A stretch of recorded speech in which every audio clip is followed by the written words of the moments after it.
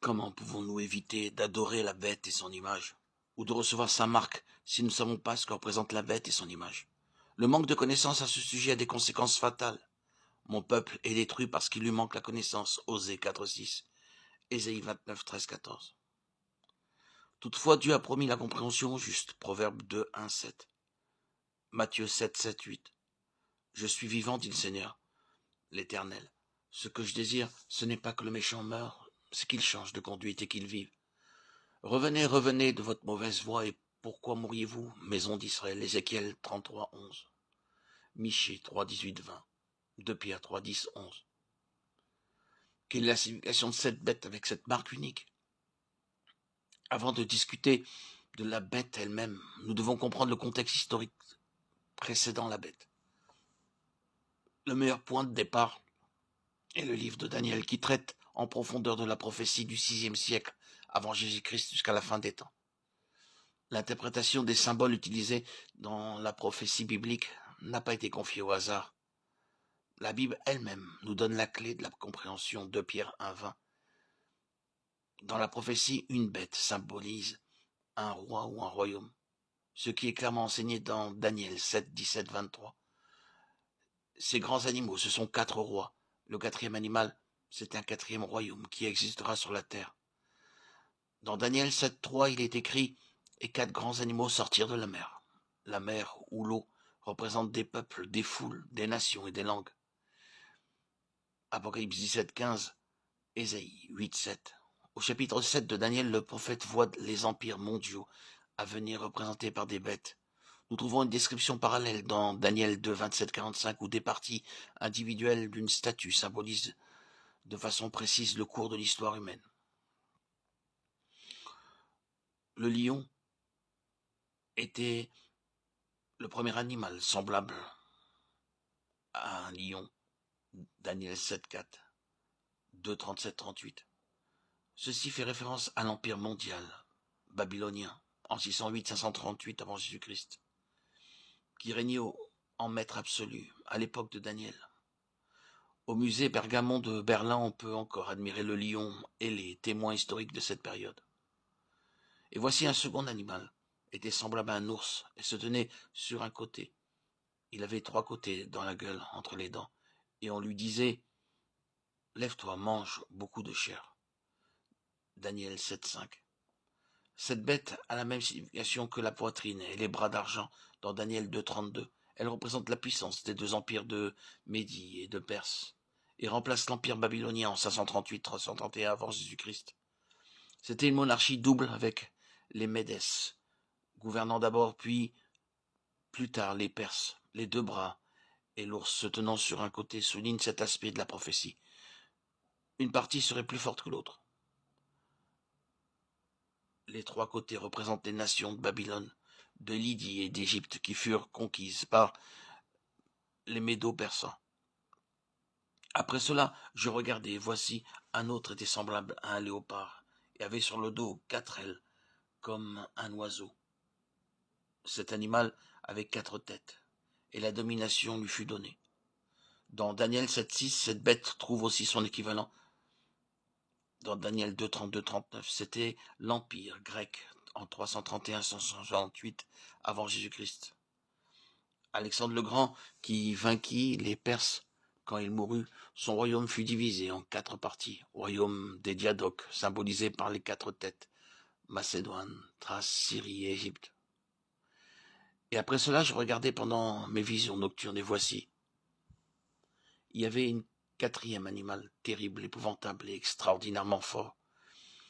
Il avait de grandes dents de fer, il mangeait brisé, et il foulait aux pieds ce qui restait. Il était différent de tous les animaux précédents, et il avait 10 cornes. Daniel 7, 7. Nous trouvons aussi cette bête dans Daniel 2, 33, 40, 41. Le 4e empire qui succéda à l'empire grec était l'empire romain, en 68 avant Jésus-Christ, en moins 476 après Jésus-Christ. Elle était tellement différente des autres bêtes que Daniel vit en vision qu'il était incapable de la décrire. Les 10 cornes de Daniel 7, 24 représentent les 10 royaumes qui s'élèveront de ce royaume. Il est un fait historique que l'empire romain s'écroula En 476 après Jésus-Christ, à sa place surgirent 10 nouveaux royaumes issus des tribus germaniques qui constituent les États européens d'aujourd'hui. En parallèle avec Daniel 7.7, nous trouvons que dans Daniel 2.42-44, ceci était symbolisé par les 10 doigts de pied. Il s'agissait des tribus suivantes: les Allemands, l'Allemagne, les Francs, la France, les Anglo-Saxons, la Grande-Bretagne, les Burgondes, la Suisse, les Wisigoths, l'Espagne, les Suèves, le Portugal, les Lombards, l'Italie, les Hérules, les Vandales, les Ostrogoths. Je considérais les cornes, et voici une autre petite corne sortie du milieu d'elle, et 3 des premières cornes furent arrachées devant cette corne. Et voici, elle avait des yeux comme des yeux d'homme, et une bouche qui parlait avec arrogance. Daniel 7.8. Les différents signes d'identification, elle sortit du milieu des 10 cornes, les 10 royaumes, et 3 des 10 premiers cornes furent arrachées quand elle monta au pouvoir. Dans Daniel 7.24, il est dit ceci: la petite corne s'élèvera après les 10 cornes. Il n'y a qu'une puissance dans toute l'histoire qui corresponde à cette description. À Rome, au centre même de l'Empire fracturé, s'éleva après l'an 476 après Jésus-Christ de notre ère la papauté, le gouvernement de l'Église catholique, dirigé par un homme. Quand elle monta au pouvoir, 3 des tribus gothiques, les Hérules, les Vandales et les Ostrogoths, furent arrachés.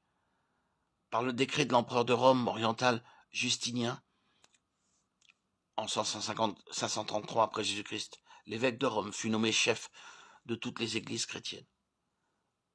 Quand la dernière des 3 tribus ariennes, les Ostrogoths, résista au décret en 538 après Jésus-Christ, elle fut détruite et chassée de Rome par le général Bélisaire. C'est aussi l'époque où la Rome papale établit pleinement son pouvoir politique pour une période prophétisée. Dans Daniel 7.25, il est dit qu'il opprimera les saints du Très-Haut, ce qui fait référence à la grande persécution des chrétiens. Aucun lecteur de l'histoire ne niera que cette déclaration trouve aussi son accomplissement dans la papauté. Les terribles persécutions du sombre Moyen-Âge, le bûcher, les croisades, sont bien connues et ont en effet noirci les pages de l'histoire chrétienne. Plus loin, il est dit: il espérera changer les temps et la loi. Le système papal change précisément la loi de Dieu, les 10 commandements. Il a enlevé du catéchisme le second commandement qui interdit le culte des images. Il a aussi changé le 4e commandement, l'observation du sabbat, l'unique commandement où il est question de temps, en déplaçant le jour de repos de Dieu du 7e jour au 1er jour de la semaine, voir 2 Timothée 2, 3, 4, Psaume 94, 20. Il a changé le temps de culte. Un faux jour d'adoration a été instauré. Au lieu du sabbat du 7e jour, Exode 28, 11, Ézéchiel 20, 12, Esdras 56, 2, 3, Hébreux 4, 1, 11, Jacques 2, 10. Le 7e jour, qui était le jour originel immuable, qui a été observé par Christ et les apôtres, Luc 4, 16, Matthieu 24, 20, Hébreux 4, 10, 11. Le 1er jour de la semaine, le jour du soleil païen, a été instauré jour que Dieu n'a jamais commandé de sanctifier. Il a averti son peuple de ne pas accepter ce jour d'adoration. Apocalypse 14, 9, 11, 16, 2, 19, 20, Ézéchiel 8, 16, 18. Et il lui fut donné une bouche qui proférait des paroles arrogantes et des blasphèmes. Elle ouvrit sa bouche pour proférer des blasphèmes contre Dieu, pour blasphémer son nom, son tabernacle et ceux qui habitent dans le ciel. Apocalypse 13, 5, 6, Daniel 7, 8, 25. Comment la Bible définit-elle le blasphème? Au cours d'un complot contre lui, Jésus fut accusé de blasphème. Parce que toi qui es un homme, tu te fais Dieu. Jean 10, 33. Nous trouvons un autre type de blasphème dans Luc 5, 21. Qui est celui-ci qui profère des blasphèmes? Qui peut pardonner les péchés si ce n'est Dieu seul? Les 2 formes de blasphème mentionnées s'appliquent à la papauté. Sur cette terre, nous occupons la place du Dieu Tout-Puissant. Souvent, le pape est appelé Saint-Père, bien que Jésus ait interdit de s'adresser de la sorte à un homme. Matthieu 23, 9. Parce que cette appellation est réservée exclusivement au Père Céleste. Jean 17, 11.